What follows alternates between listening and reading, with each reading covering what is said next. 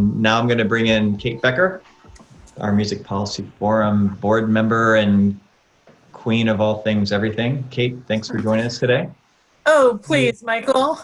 We're really excited about this segment. So again, we've been doing this program, which Kate really inspired back in the early spring, to again showcase ideas, check-ins. I mean, just really, kind of all these conversations about what's happening this year. And what we're going to do for the next month and a half or so is we're going to do city check-ins. Basically, we're going to check in with what's happening in some of the communities. We've been doing a lot of work through the Revs initiative or just through other relationships. And it's an opportunity not to talk about like reopening or Revs or talk about, the specifics of like what Clay just presented. It's really an opportunity to try to step back and get a snapshot of what's happening in the community, not only related to 2020, but just the broader dynamics. And so Kate was very kind to reach out to some of the folks in her network. And of course, it's a fool's errand to say that, through a number of speakers in half an hour, we can tell the story of the Seattle music community. So we know that we're limited in terms of a lot of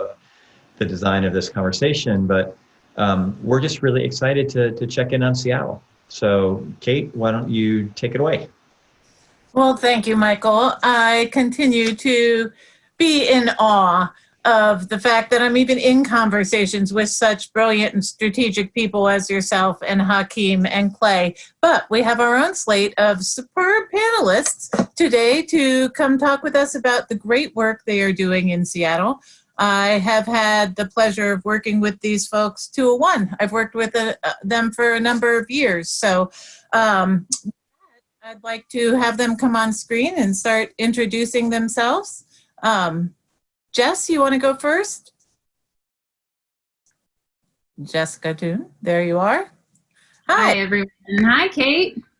Can you introduce yourself and tell us a little bit about the work that you're doing?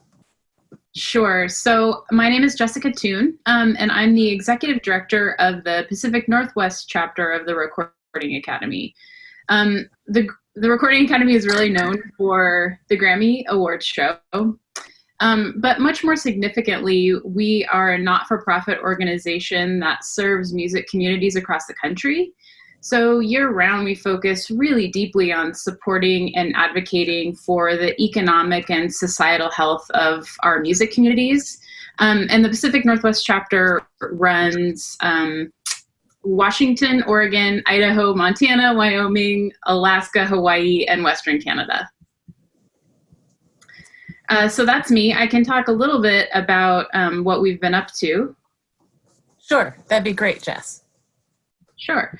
So in terms of sort of what we're seeing in the field, it's rough for people. I mean, we all know that the industry has been so hard hit at all levels, and people are really, really struggling. At the same time, I think we all know this, particularly on this panel from working with this community, is that it is so resilient. And so I've seen incredible innovation. I've seen people adapt in really transformative ways. I've seen people lift each other up and create opportunities for one another, which is just so inspiring. And that's the Pacific Northwest, right? Like that's what we all know and love. In terms of the work that we're doing, I'm sort of looking at this as survival first, with a strong eye towards rebuilding and recovery.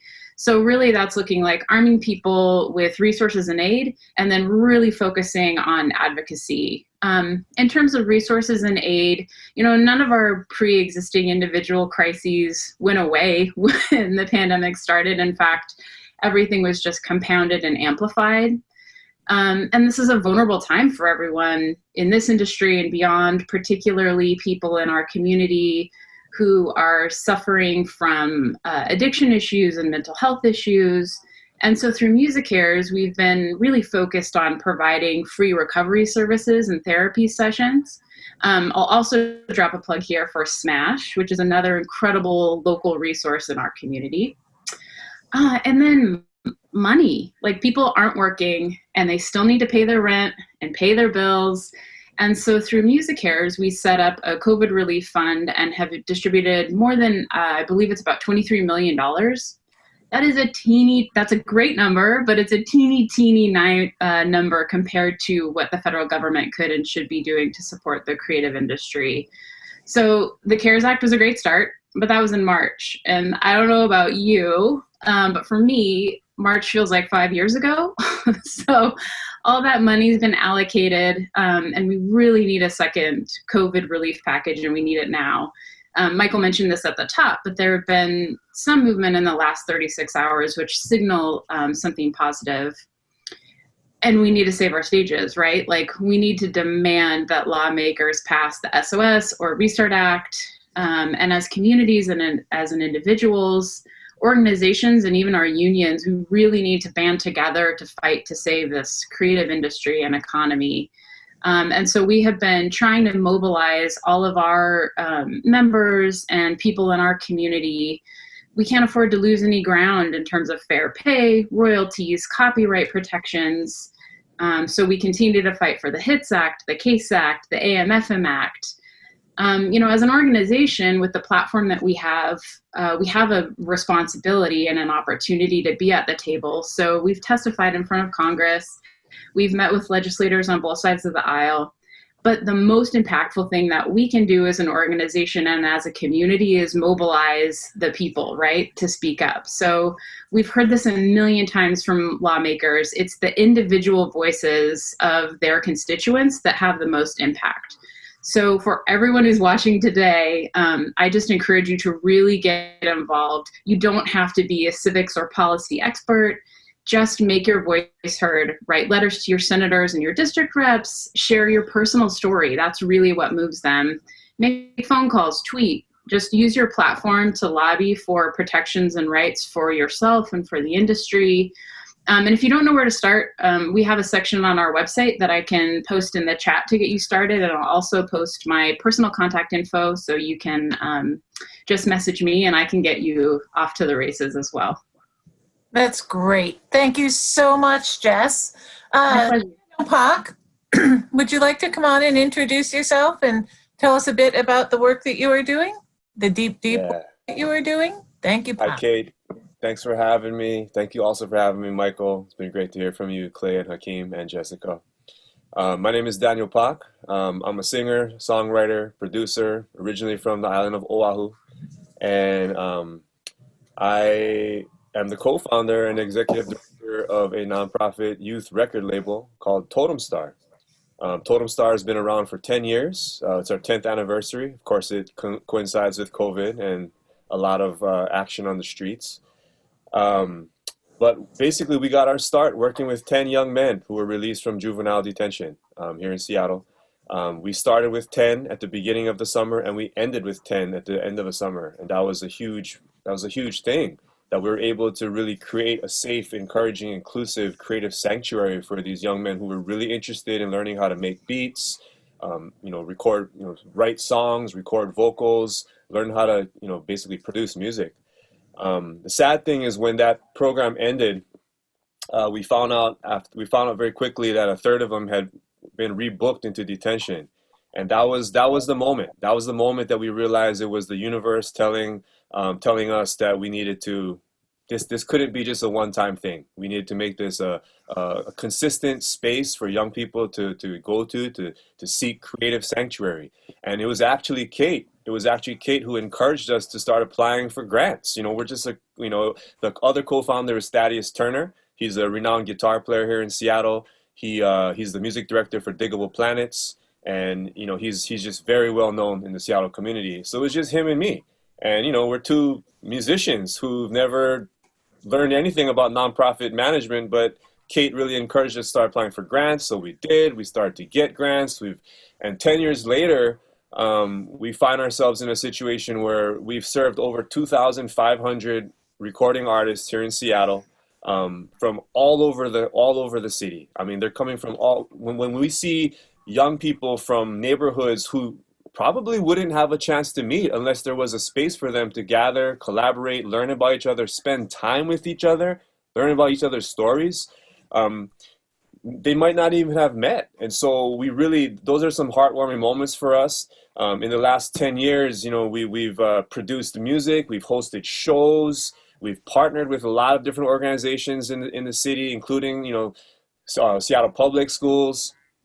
And I think one thing that we really know that we do well is youth engagement. We really know. I mean, I consider myself a young person too. I'm a father, but I'm always going to be a young person, always wanting to learn, always wanting to challenge myself and tell my story, so that the world can know that I exist, and my opinion, my perspective is worth something.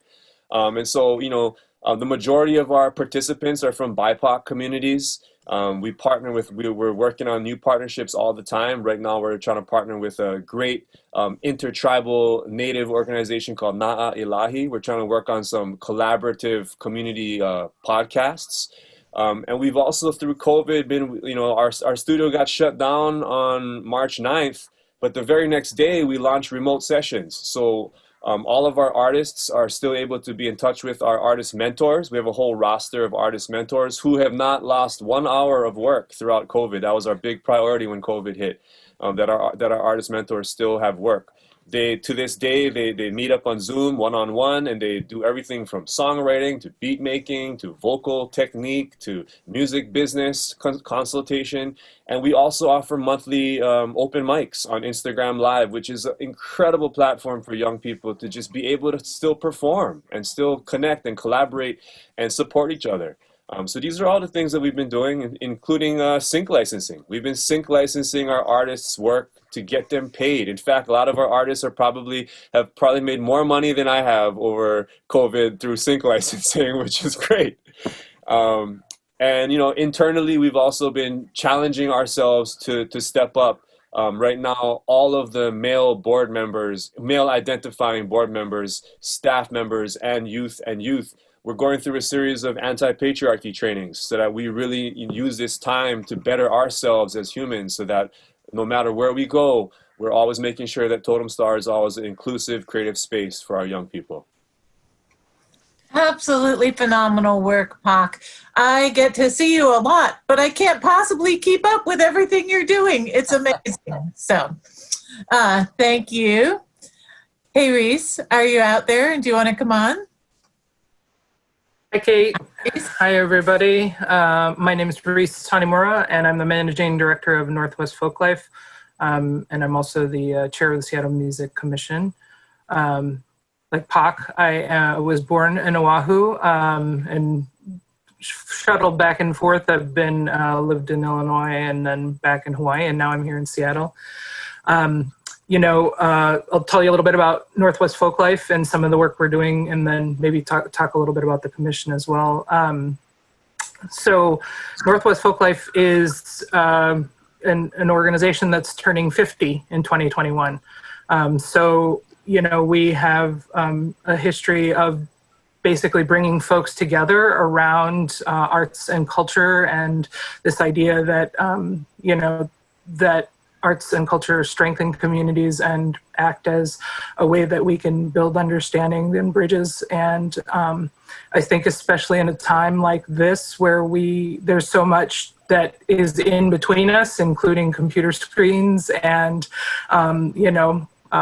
political divides, I think it's really important that it be named that arts and culture are one of the places that people are still consistently coming together, whether it's to see a concert online or to have really great in-depth discussions about history through the lens of, particular art forms. I think that those are really big ways that our sector and our communities are helping us manage the COVID and basically the the flaming mess that is it is 2020.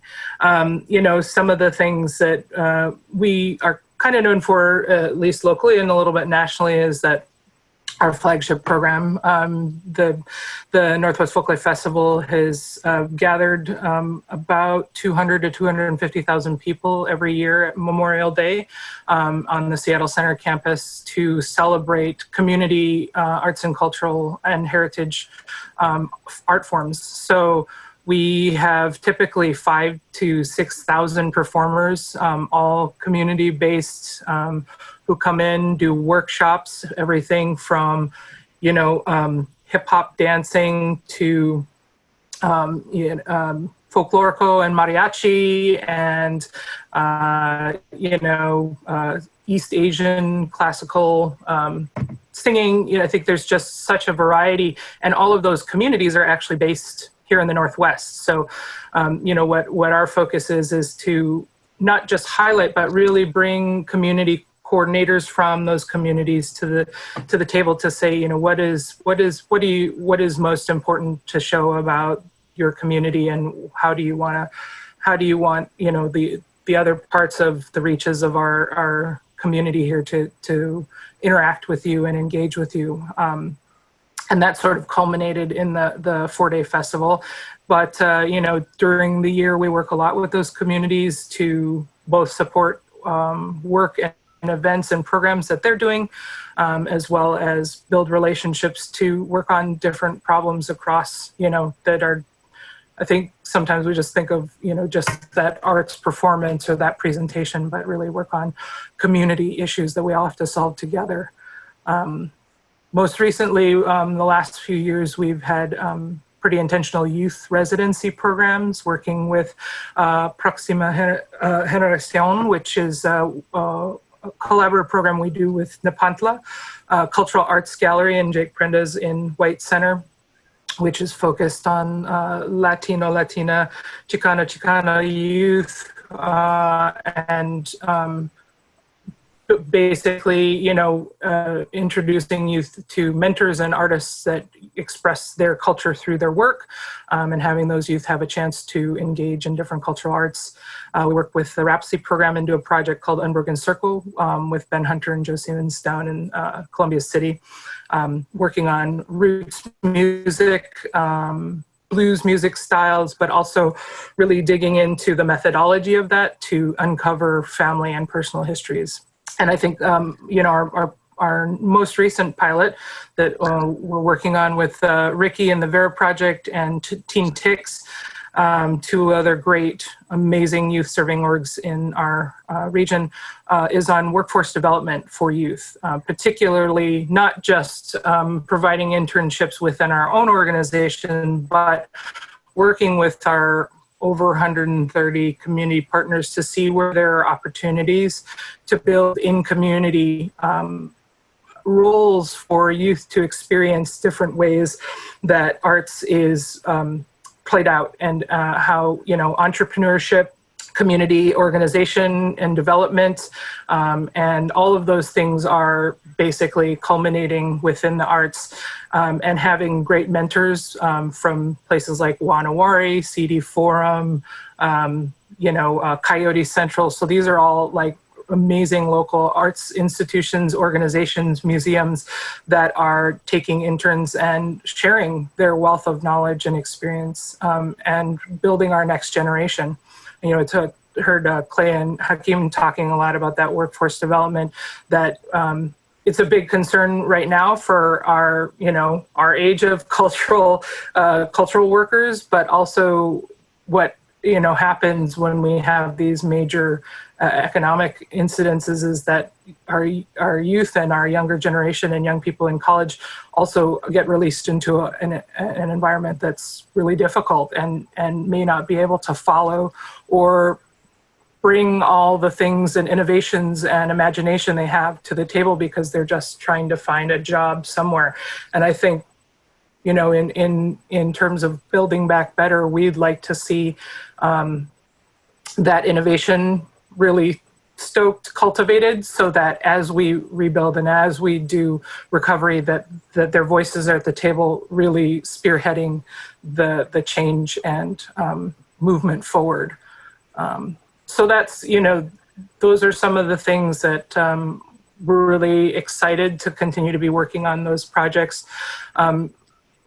Had a really quick shift, our May Festival, we'd been working on it all the way from from 2019, and in April had to say, this is just not safe, it's not practical to do this, and pivoted really quickly. I mean, really within 3 weeks, we had a digital festival that, you know, I wouldn't say obviously as expansive as, as our in-person, but we created a platform where we had streaming and pre-recorded workshops and performances, and actually had some great contra dancing and in Zoom, salsa dancing, all these Zoom formats we use to bring people together. Some people were dancing with the folks in their homes. Some people were finding, you know, pets that were placid enough to dance with, but it was just a really great way to get people together to do what they love, because they, you know, we're already in a few months of being separated and not being able to do some of those things, and just really getting back to that, bringing people together, taking care of communities, thinking about, you know, mental health and community as a paired circumstance. And I think that plays, you know, a lot of that work is really hand in hand with what we do with the Music Commission.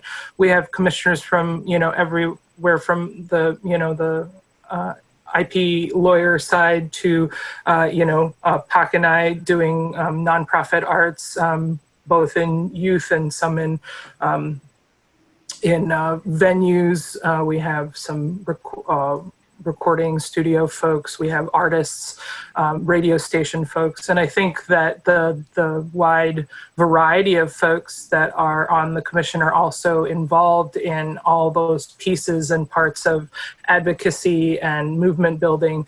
You know, I know that Pak is really closely watching and being representative in the WANMA and NEBA movements, and you know, we also are gathering up to talk about how to support our educational colleagues and institutions at this time, as an opportunity really to rethink education as a community proposition rather than as something that, you know, is owned by some textbook companies in Texas. Just really trying to think about how we can utilize artists and culture bearers within our communities to spearhead, you know, deeper learning about why we have such deep social unrest at this time. It's not just because of May. It's not just because of, you know, 10 years back. It's a history that's even long past the founding of our nation. So, and I think that we have, you know, Indigenous, Black, communities of color, culture bearers, artists who are deeply involved in that work and know that history very well, that have a lot to bring to that realm and potentially match the resources that are coming from educational communities to really resource that as the way forward in education. You know, I think just referring to what Hakeem said as a just close up here is that it's just thinking differently about how we go forward, you know, that it's not siloed public, private, nonprofit.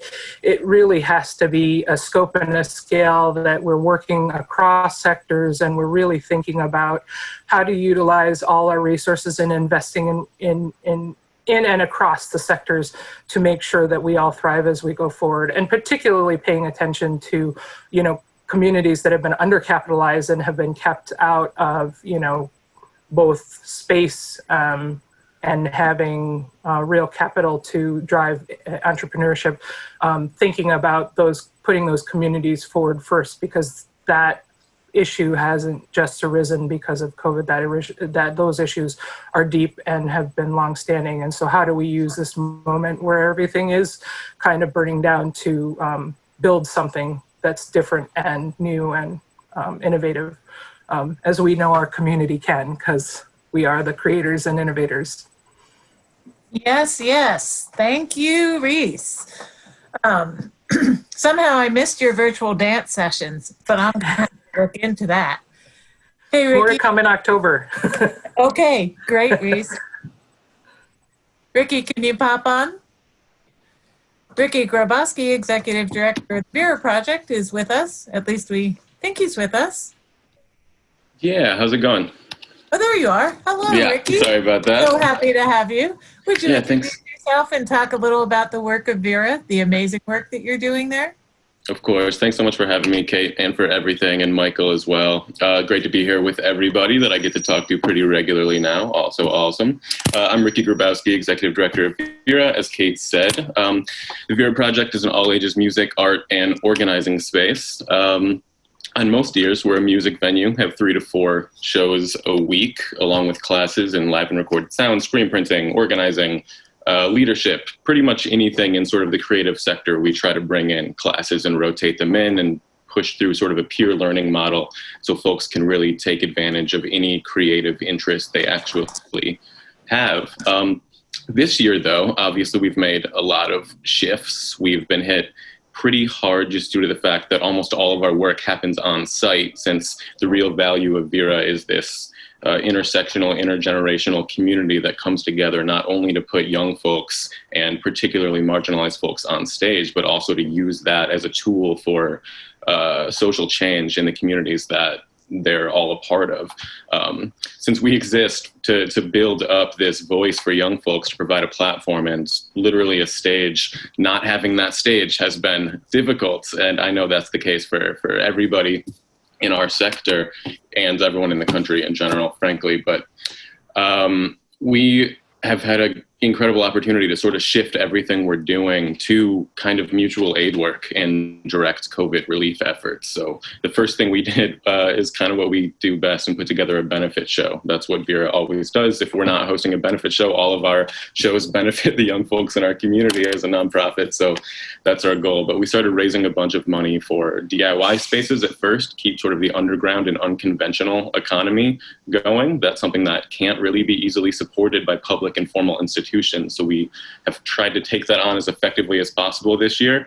We've done some good work in that area, but there's just so many barriers and so many struggles, both prior to COVID and that have been magnified by this crisis and intersectional crises of institutional racism and so many other things that are hitting at the same time this year that are crushing those young folks, marginalized communities, Black-led orgs, BIPOC spaces. Every sort of group that we work with and try to support is suffering the most. So that's been our whole focus, but it's been a huge privilege to have that focus. So what we've been trying to think about in terms of what's happening in Seattle and how we can contribute long term is how to build not just coalitions, but movements that can intersect with our art sector and offer opportunity outside of profit. It shouldn't have collapsed our entire industry, our entire workforce, reduced opportunities for all young people within 3 weeks of a pandemic.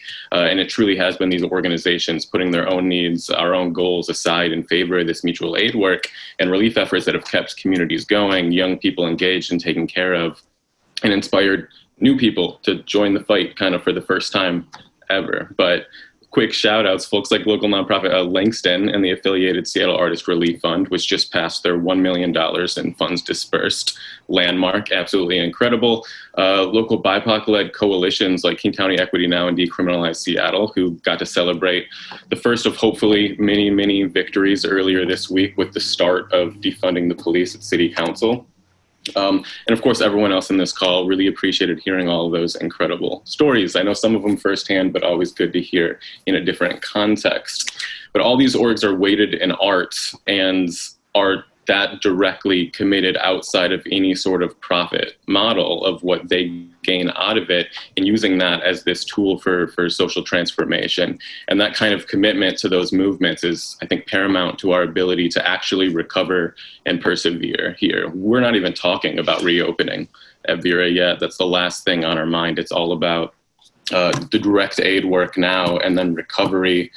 And then after that, maybe we'll start talking about rebuilding, but that's 6+ months away. And I think everyone that's part of a grassroots org or an arts nonprofit in Seattle knows that 6 months is a long time to plan ahead. That's not our usual order of business. But I think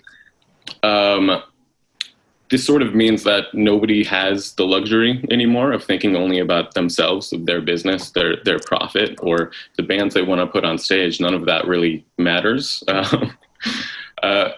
We always hear, especially when some sort of crisis like this, but a million times a day, a week, a month during COVID, that we're all in this together. But realistically, and given the disproportionate impact of COVID, institutional racism, all the things I've been saying and everyone has touched on today, we're really not yet. I think we can be, and really inspired by all the work everyone's doing on the ground and hearing about all these different policy proposals and potential opportunities we have to create bills that can genuinely provide relief even under our current administration. But I think it, like Pac and Reese both brought up, it really is going to take literally all of us contributing to this. So we all need to put in the work as organizers, bring about some genuine radical change. When venues reopen, when the music industry is back moving, it can't be the same as it was before. It needs to center equity. It needs to center advocacy. We need to talk about community as a core aspect of everything that we're doing across the sector. Young people need to be prioritized on stage. Black-led community centers need to actually get some funding. There needs to be Black venue owners in a city like Seattle. We can't be a music city without making these kind of radical and immediate changes that so many people have been working on for so many years. But honestly, until this year, I didn't know that was possible. Like, I am inspired by everyone here and all of the really incredible protest work that I've seen, that we can actually make those changes.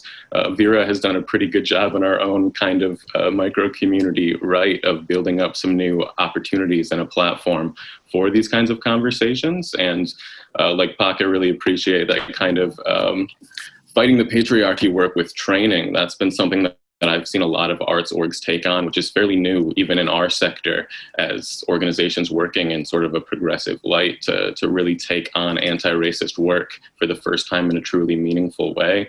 And seeing more and more of that has, I think, pushed especially the young folks that run Vera and run the arts community, from my perspective at least, that extra drive to take something new on. So I think just to close out here, yeah, I would love to see that continue to be prioritized, especially when we're talking about things like Save Our Stages, these big acts that are going to be incredible and literally vital. Like, no one wants to see every single one of these music venues disappear, our arts institutions collapse, but I'd love more of the conversation to be focused not just on the creative economy, but how young folks can create art outside of that economy and how we can take care of each other and build mutual aid efforts and some genuine progress in this industry without having to focus on that baseline of an influx of cash. If I could jump in, those were all fantastic. Thank you. We're going to go for about 10 more minutes just to extend the program, because there's just a lot to unpack here. And certainly, if folks watching have questions, put them in the Q&A, and we'll try to get to as many as we can. Just a couple observations, and just to pull some of these threads together. I think everything that you all said, gets at the heart of, the work that Kate and me and the rest of the Music Policy Forum and many others have been trying to do, for a long period of time, and we're excited to do, which is how do we basically build power and strengthen power, through collaboration, through mentorship, through sharing ideas. I'm so struck, Ricky and Daniel, hearing you talk and just, thinking of the echoes of Youth on Record in Denver and Roots of Music in New Orleans and Warehouse 508 in Albuquerque and just thinking about what will it look like over time if we can really strengthen some of those relationships where that's helpful, to say we all don't have to reinvent the wheel if we're trying to do similar things around youth engagement and culture and power, and things like that. Or I think, Kate, about, all the work that you do and your colleagues do, and Scott, closely with the city and many others. And so this is not the Kate Becker show, but, working in, the public sector, wanting to be a bridge, not only to, the music scene through the commission, but also trying to get outside of the Seattle bubble to talk to other cities about what are you doing and what are we doing and how do we get better at what we do? Because ultimately, I think, I was unbelievably fortunate to spend my 20s in Seattle with my wife and, living there from 91 to 98. We know how music and culture changed that city. And ultimately, that's a real question. I'd love just to get Kate or anybody's take on this about how can art and culture thrive or even sustain given the economic changes in that community? How does it work? The math doesn't seem to work, just in terms of affordability. Well, it's a real issue, and I absolutely welcome any of these panelists to jump in on answering that question as well. But we do see lots of artists, musicians, cultural workers moving out of the city limits and further out from the core of the city because they simply can't afford to be there anymore. And now, with this crisis upon us, it's amplified exponentially. So, anyone jump in on that? I mean, I just want to harken back to what Ricky said, that, you know, we really need to, we talk about it as how do artists, or how does the cultural sector catch up? And really, we just have to reframe the conversation. It can't be all about making money. It detracts from the range of how arts are encompassed and integrated into everybody's life. And, you know, particularly for BIPOC communities, you know, I've heard it expressed very well through some Indigenous friends. It's not, I'm not an artist, I'm not, you know, a drummer, this is a part of my culture. And so, yes, some of those things that I engage in sometimes bring monetary benefit, but to separate that into something that I make money doing because that's the way I make a living, I think it's difficult, right, to say that you're just going to take this little piece and then be able to compartmentalize that. So I think that changing the paradigm and changing the narrative is that it can't all be around driving profits so that people can afford the cost of housing in any given city like Seattle or Austin or those places. That if we don't change the narrative, it's just going to continue to rise out of proportion. Yeah, like Reese said, you know, we're trying to do a lot of this work at the level of the Seattle Music Commission. And what we did before COVID was really try to, as part of the youth and community, there's a youth and community committee and an advocacy committee of the Youth Seattle Music Commission. And one thing that we really tried to do is to get youth voice. Like we keep, you know, one thing that I keep saying is we keep trying to make decisions for young people. This is what young people need, but where are the young people to speak for themselves? And so we put together a series of what we call just community roundtables. And we brought young people from all different, you know, parts of the music ecosystem in Seattle together. And at one particular roundtable at Washington Hall, this is the most diverse group. I mean, there were young people from music, theater, advocacy groups, spanning many different genres. So it was a really good like snapshot of where young people are coming from. They basically all said the same thing. They understand what's going on with the city. They understand how, you know, this tech and Amazon and Google culture is infiltrating our city and you know, displacing a lot of communities, especially BIPOC communities. And they said the only wish that they have is just to be able to make their art in this city, to perform their art, and just a place to live. And you know, that's just their basic needs, is just a place to live and a place to make their art. And so, you know, in Seattle, I think I'm actually really, really excited about things like the new Cultural Space Agency. It is a public development authority that is being created in the you know, it's a collaboration across city departments. A proposal just went to the mayor, and really I can't share all the details because it's still in process. But as we're building this idea of a PDA, that the five goals of it is to keep race in the room, to center needs of communities of color, to build community wealth, that the community decides who decides. And one thing that's been brought up many times in this conversation is that assets are not always financial. You know, assets are intergenerational knowledge, cultural traditions, social networks, and things that aren't just dollars, you know, like music, like the art that we make, the young people that make the young people that will be having this conversation with you, Michael, in 10 years, you know, and that we can always be learning, and we're always learning, and that we have to question the dominant, you know, assumptions the dominant cultural assumptions, if you will, that have been made throughout history. And that this is a time where, you know, like our good friend, the director of the Office of Arts and Culture, Randy Engstrom, will always say, if we're going to rebuild this, right, well, we got to rebuild it better. And there's no other way to do that.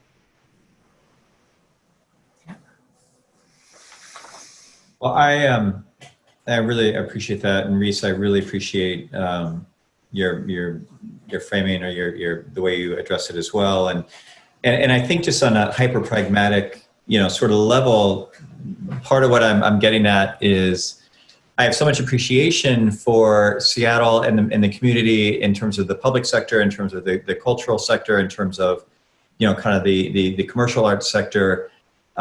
Not being afraid of the difficulty that there are no easy answers on any of this stuff, and being willing to hang in for a period of up to now 2 decades or so of having structures to try to work through these issues, to try to identify issues, to try to think big.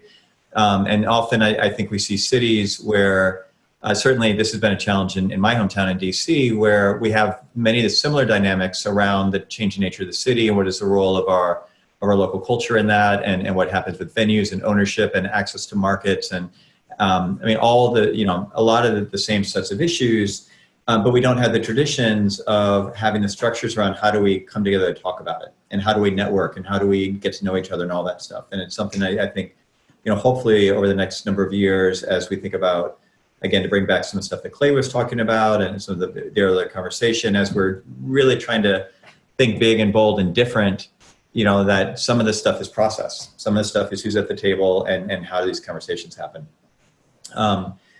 We are just about out of time. Kate Becker, do you have any closing thoughts, or anybody from the group?